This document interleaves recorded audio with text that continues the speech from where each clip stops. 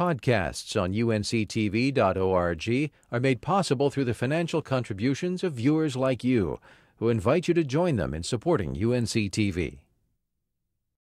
During a critical illness, oftentimes patients struggle to pay for medical expenses not covered by insurance. Heather Burgess introduces us to a North Carolina nonprofit that considers it a mission to seek out those in need to help pave the road to recovery with less financial worry. It hit us from out of nowhere. We have no family history, so it was quite devastating for us. Last fall, Stephanie Beglin heard news she never expected to hear. A breast cancer diagnosis had Stephanie and her husband Eric reeling with emotion. Then I'll get 2 more pre-meds, and then we'll start my chemotherapy.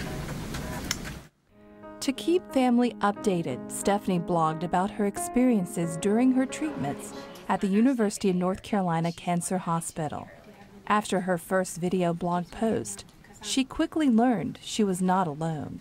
I got a note that said, "Thank you for sharing your story. I start chemotherapy tomorrow, and having seen you go through it, I feel better about it." And just knowing that you can help one person, I knew from then on that I would share and tell whatever I could and help in any way that we could. That's when Eric and Stephanie Beglin founded 1 in 9, a nonprofit organization that helps patients struggling with the financial strains of cancer treatment. The name 1 in 9 comes from the staggering statistic that 1 in 9 women will be diagnosed with breast cancer in their lifetime. As I was going through early appointments, we kept hearing that statistic. 1 in 9, 1 in 9, 1 in 9. And once we were learning about other women and how they deal with it, then we just felt like we needed to give back. We needed to help. Stephanie found there were many people devastated by the financial toll of the disease. I was just blown away. There were women that we learned were sleeping in their cars so that they could receive treatment. Maybe they wouldn't buy their pain meds so that they could have the money to put diapers on their child. Oh, you give kisses. Rhonda knows this feeling all too well. We will use only her first name for privacy. After her insurance capped her breast cancer treatment at just $10,000, this new mom found herself unable to pay all the bills, even in a 2-income household. Just the prescriptions alone, just the everyday, nausea pills, the medicine, steroids, just started to, it just started to get out of hand. Rhonda says the money needed for expensive medicines and treatments didn't leave much left over for the necessities of life. Would definitely go without things to make sure that Nicholas had everything he needed, diapers and wipes and baby food at that time. 2 incomes wasn't working with the expense that we had, with the prescriptions, even the gas to get to Chapel Hill. Chapel Hill was at least, an hour away. It was here at UNC's North Carolina Cancer Hospital where Rhonda first learned about 1 in 9.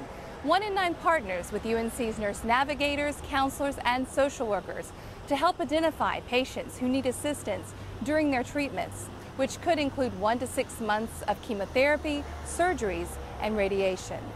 They refer them to us, and then our executive director, Betsy, does a needs assessment with them. Maybe a week or so later, I got a call from Betsy from 1 in 9, and Betsy was probably the first person who, other than my friends and family, that just asked, what can we do? She actually gave me some hope that everything was going to be okay. Fonville Morrissey Real Estate partnered with 1 in 9 to assist Rhonda with gift cards, food, and items she needed on a daily basis. They've been just a godsend. Never in my dreams did I ever think that there was a foundation out there that could help like that. Stephanie and Eric hope with 1 in 9 they can continue to help by raising awareness and partnering with corporate sponsors and people who can reach out to patients like Rhonda. Like I said, just to be able to sleep at night, not to worry so much, you know, how am I going to pay for a prescription or diapers? We're a 2-income family, you know, it shouldn't have to happen like this, but it does, and I'm sure it happens to a lot of other people. For more information, log on to oneinNine.com. We've also got a link on our site at UNCTV.org/NCNow. Podcasts on UNCTV.org are made possible through the financial contributions of viewers like you, who invite you to join them in supporting UNC-TV.